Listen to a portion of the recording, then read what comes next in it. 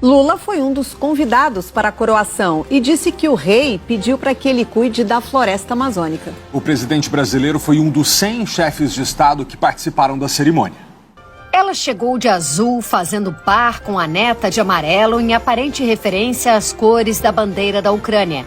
A primeira-dama norte-americana Jill Biden esteve entre os 100 chefes de Estado convidados para a cerimônia religiosa da coroação de Charles III, na abadia de Westminster. E em meio a tanta pompa e tradição, a tentativa de se encontrar a paz entre a Ucrânia e a Rússia foi mencionada rapidamente pelos presidentes da França, Emmanuel Macron, e Lula, que se sentaram lado a lado na igreja. O presidente Lula vai aprofundar essa conversa com Macron por telefone, enquanto seu assessor especial segue para a Ucrânia na próxima quarta-feira para ter, nas palavras de Celso Amorim, uma reunião delicada com Volodymyr Zelensky. Apesar da guerra aqui na Europa, a pauta climática dominou a visita de Lula à Inglaterra, inclusive com um pedido do próprio rei Charles III, coroado neste sábado. Foi durante a recepção oferecida na véspera para líderes mundiais no Palácio de Buckingham. A primeira coisa que o rei disse para mim foi para mim cuidar da Amazônia. E eu falei, eu preciso de ajuda. Não é só a nossa vontade, é preciso de ajuda e muitos recursos. Lula garantiu R$500 bilhão com o primeiro-ministro britânico Rishi Sunak, outros R$2,5 bilhões dos Estados Unidos para o Fundo Amazônia. Mas não é suficiente. O presidente cobra das nações mais ricas o compromisso firmado no Acordo Climático de Paris de destinar US$100 bilhões para reparar áreas desmatadas como o Brasil.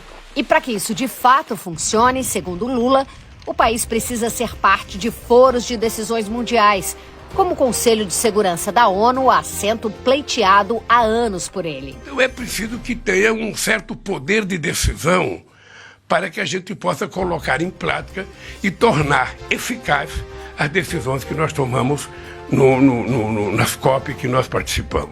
Ao falar em crescimento, Lula voltou a criticar a maior taxa de juros do mundo, mantida essa semana pelo Banco Central, e que, na visão dele, não atende aos interesses dos brasileiros. O Banco Central, ele tem autonomia, mas ele não é intocável. A lei que aprovou a autonomia do Banco Central, ele tem compromisso com o crescimento econômico, com o crescimento da economia. Em menos de 48 horas em Londres, Lula circulou entre líderes do mundo todo e conversou com representantes do continente africano, da Alemanha, Israel, Irlanda, Coreia do Sul, Paquistão e Índia. É essa a imagem que o novo governo quer projetar ao mundo. O Brasil está de volta ao palco diplomático. E além da guerra na Ucrânia, entrou em um outro assunto que envolve Reino Unido e Estados Unidos.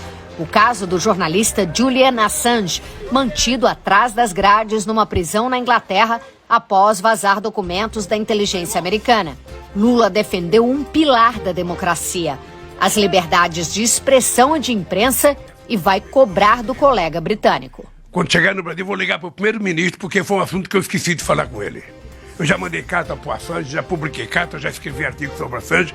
O cara não denunciou nada vulgar. O cara denunciou que um Estado estava vigiando os outros, sabe? E isso virou crime contra o jornalista. E a imprensa que defende liberdade de imprensa não faz um movimento para libertar esse cidadão. É triste, mas é verdade. É verdade, a gente precisa colocar nossas teorias na prática de vez em quando, para que a gente possa poder continuar falando em liberdade de expressão.